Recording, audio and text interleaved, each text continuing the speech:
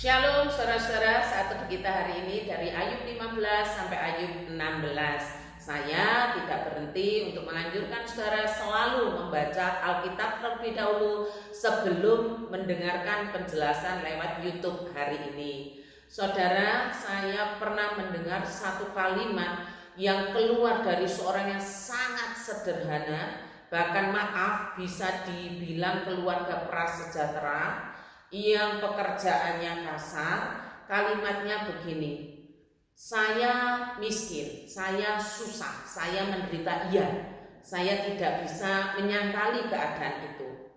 Tetapi saya mau mengajak pasangan saya, suami saya atau istri saya untuk berjalan bersama-sama di dalam kesusahan itu, di dalam penderitaan itu, sambil kita berjuang. Lagi saudara, dia mengajak suaminya, dia mengajak istrinya untuk bersama-sama berjalan menghadapi penderitaan itu, kesusahan itu, kesulitan itu, kemiskinan itu, berjalan bersama-sama dengan Tuhan, bersama-sama dengan pasangannya, sambil berjuang dan menantikan apa yang mau Tuhan kerjakan atas mereka. Suatu pernyataan iman yang luar biasa yang saya pikir kok bisa ya keluar dari mulut seseorang yang sederhana, yang kadang kita pikirkan dari mana ya perkataan itu, dari mana dia meyakini seperti itu. Saudara, ada orang yang mengatakan, ya salah kamu, kenapa lahir miskin, ya salah kamu, kenapa kamu lahirnya susah, begitu dan seterusnya. Saya mau mengajak kita kepada istri Ayub. Ketika Ayub belum mengalami penderitaan, istrinya Ayub tidak ada kabar apa-apa. Sepertinya dia seorang yang setia, yang mendukung Ayub. Tetapi ketika Ayub sudah jatuh miskin, baru ketahuan iblis memakai dia supaya Ayub mengutuki Allahnya. Berarti kesetiaannya karena apa? Karena harta kan? Karena kaya kan? Dan ketika dalam keadaan jatuh, berubah, bukan cuma 180 derajat, tetapi dia justru dipakai iblis untuk mengutuki keadaan. Apakah Ayub menyalahkan istrinya? Tidak. Apakah Ayub pada akhirnya menceraikan istrinya? Tidak. Saya sangat yakin, walaupun hari itu istrinya ditegur sebagai orang gila, Ayub tidak pernah menceraikannya. Justru Ayub berjalan-jalan bersama-sama dengan istrinya tetap di dalam penderitaan itu sambil menantikan apa yang ingin Allah kerjakan atas hidupnya. Sementara ada orang yang sepertinya terpelajar, yang sepertinya terdidik, yang sepertinya pinter, justru salah menanggapi penderitaan, justru salah di dalam memandang sebuah kesusahan. Digebiah uyang podo asine, nek kamu melarat, nek kamu susah, kalau kamu menderita pasti kamu dosa. Pasti ada dosa yang kamu lakukan. Pandangan seperti ini persis seperti teman-temannya Ayub, sahabat-sahabatnya Ayub, yang oleh Ayub disebut penghibur yang sialan. Aneh saudara, orang yang sederhana bisa berpikir, ayo kita jalani bersama-sama sambil kita berjuang dan menantikan apa yang ingin Allah kerjakan atas hidup kita. Sementara orang yang berpendidikan, orang yang sepertinya pinter, malah salah di dalam menanggapi penderitaan itu. Hari ini kita mencoba membedah orang yang pinter, orang yang berpendidikan tinggi, tapi salah di dalam memandang sebuah penderitaan.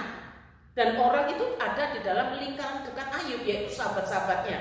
Hari ini sahabatnya yang mau dibahas itu adalah Elifas. Saudara, Elifas ini saya mencoba mencari siapa Elifas ini. Tidak ada informasi yang banyak, hanya dikatakan dia sahabat Ayub. Orang ini adalah orang dari Edom, berarti nantinya disebut keturunan Esau. Kenapa nantinya? Karena ini kan masih zaman dengan Abraham. Dengan Esau itu kan cucunya, buyutnya, kan begitu. Pada akhirnya menjadi keturunan Edom. Tapi yang harus kita tahu, Elifas ini bangsawan saudara, bukan orang biasa. Zaman itu Ayub kan seperti dipandang raja karena kekayaannya, karena pengaruhnya, dan ini lingkarannya ini lingkaran bangsawan, dikelompokkan sebagai orang beriman, tapi salah di dalam memandang sebuah penderitaan.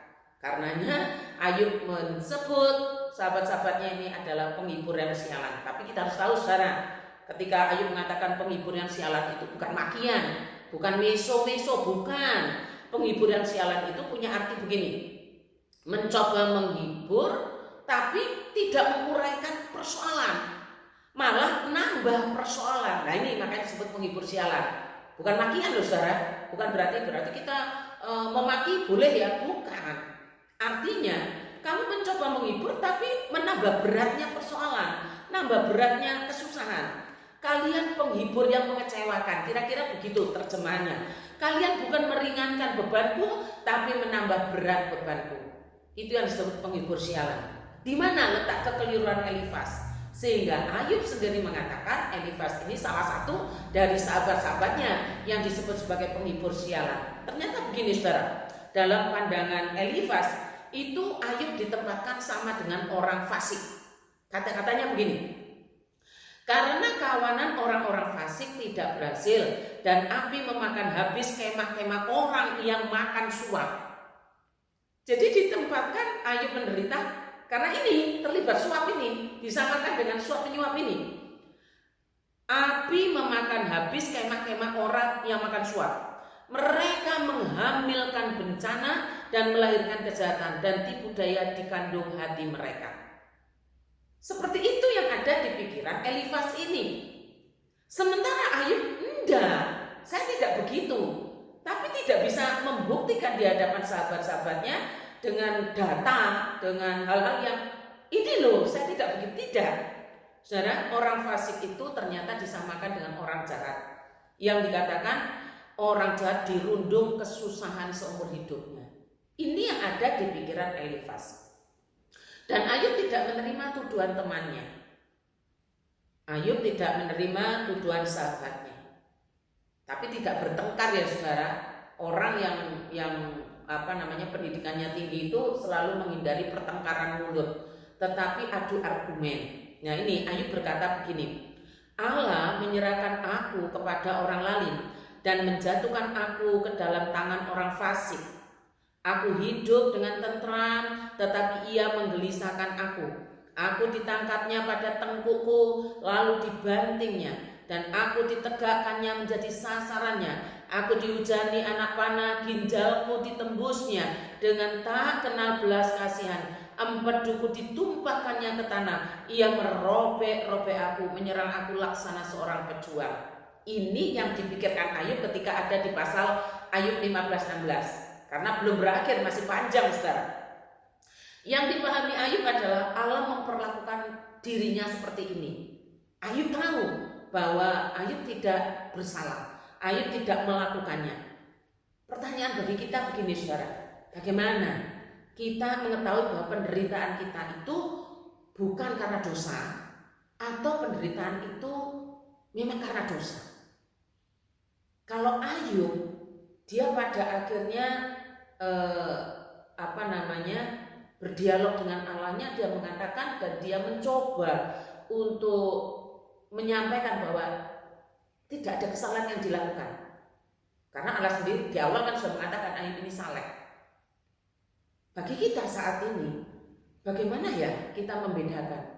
Aku mengalami seperti ini karena kesalehan, atau karena kebodohan, atau karena dosa, atau karena apa? Bagaimana kita membedakannya?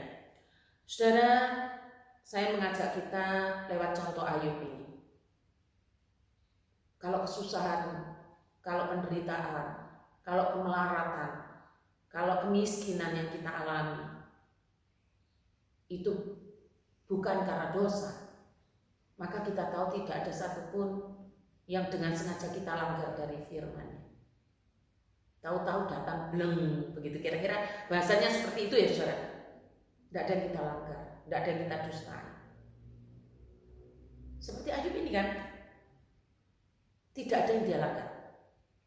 Tapi justru dalam penderitaan itu kan iblis kepingin imannya gugur, kesalehannya hancur. Kan seperti itu. Saudara, yang kedua, kalau bukan karena salah, bukan karena dosa, kesusahan yang saudara alami, Allah masih berbicara dengan saudara. Allah masih mengundang saudara untuk mendekat. Allah masih mengulurkan tangannya, ayo datang. Allah masih memanggil saudara. Sementara Kalau memang kesusahan itu karena dosa, karena kesalahan kita. Contohnya saya ambil salah satu saja, Daud ketika berzinah dengan Batsyeba. Jangan hanya dilihat berzinahnya aja loh saudara. Ketika dia mulai memikirkan dosa, hukum itu diputar balikkan sama dia. Harusnya kan Daud sama Batsyeba ini dirajam batu menurut hukuman saat itu. Tapi diputar balik hukum, bahkan dia membunuh Uria. Jadi jelas kalau kesusahan yang dialami Daud saat itu karena dosa, dia jelas tahu hukum Allah dilanggar. Hukum Allah dilanggar. Bahkan akhirnya Tuhan menghukum. Sekalipun demikian, seumpama saja kesusahan itu karena dosa, mari jangan berhenti, ya sudah Tuhan hukum ya apa jangan. Tuhan loh memanggil orang berdosa untuk datang. Tuhan loh mengasihi orang berdosa. Tuhan loh hadir di dunia ini karena orang berdosa. Bukan karena orang yang merasa suci, merasa benar, bukan. Orang berdosa, mari datanglah. Aku memberikan kelegaan kepadamu. Siapa yang letih lesu dan beban berat, ayo datang kepada Allah melalui Kristus Yesus. Saudara-saudara, dan kita tahu Daud bertobat. Daud bertobat. Walaupun tidak bisa diingkari, ada hal yang harus dia tuai selama hidupnya berkaitan dengan dosa itu.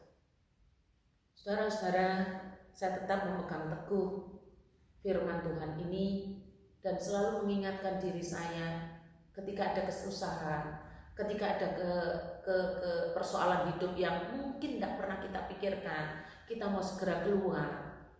Ingatlah orang buta sejak lahirnya.